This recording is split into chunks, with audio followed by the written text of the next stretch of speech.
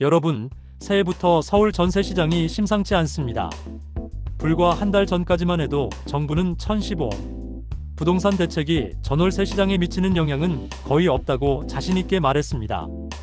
전세 매물이 오히려 늘고 있다며 안심시켰죠. 하지만 현실은 정반대였습니다. 새해 첫 주부터 서울 전세 매물이 역대 최저 수준으로 뚝 떨어졌는데요. 도대체 무엇이 잘못된 걸까요? 오늘 영상에서는 정부의 장밋빛 전망이 왜 빗나갔는지, 그리고 앞으로 서울 전세 시장에 닥칠 진짜 위기가 무엇인지 낱낱이 파헤쳐봅니다. 시간을 잠깐 되돌려 보겠습니다. 작년 11월 중순 국토부 주택토지실장은 대책 발표 효과로 전세 매물이 줄어들거나 가격이 오르는 상황은 아닌 것 같다고 평가했습니다. 근거는 명확해 보였죠. 대책 발표 직후 2만 4천 가구였던 서울 전세 매물이 간담회 시점엔 2만 6천 가구로 늘었으니까요. 정부는 이 숫자를 방패 삼아 시장의 우려를 일축했습니다. 하지만 이건 아주 일시적인 착시 현상이었습니다. 규제가 본격적으로 시장에 스며들기 시작하자 상황은 180도 바뀌었습니다. 1015 대책의 핵심은 서울 전역을 토지거래 허가구역으로 묶는 것이었습니다. 집값을 잡기 위해 갭 투자를 원천 차단하고 실거주 의무를 2년이나 박아버렸죠. 문제는 여기서 터졌습니다. 실입주자만 집을 살 수 있게 되니 집을 사서 전세를 내놓는 공급원이 완전히 차단된 겁니다. 풍선 효과를 막겠다고 던진 특단의 대책이 전세 공급이라는 수도꼭지를 꽉 잠가버린 셈이죠. 전문가들은 정책에 영향이 없다고 할 수 없다고 입을 모읍니다. 결국 정부의 강한 규제가 전세 실종의 트리거가 된 것입니다. 빅데이터 플랫폼 아실의 기록을 보면 더 충격적입니다. 올해 1월 초 서울 아파트 전세 매물은 2만 2천 가구대로 뚝 떨어졌습니다. 이건 지난 3년 동안 기록된 적 없는 단 하루도 보지 못한 최저치입니다. 작년에 기록했던 최저 물량보다도 더 낮습니다.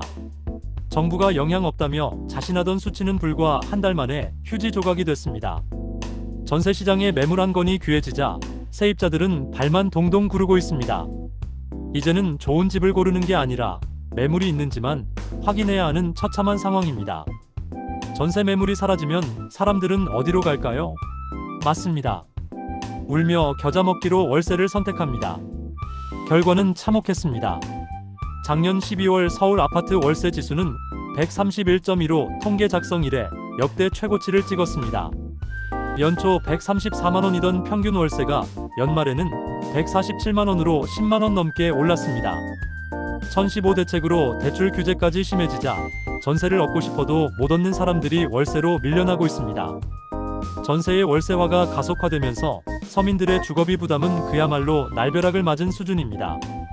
더 큰 문제는 이게 끝이 아니라는 겁니다.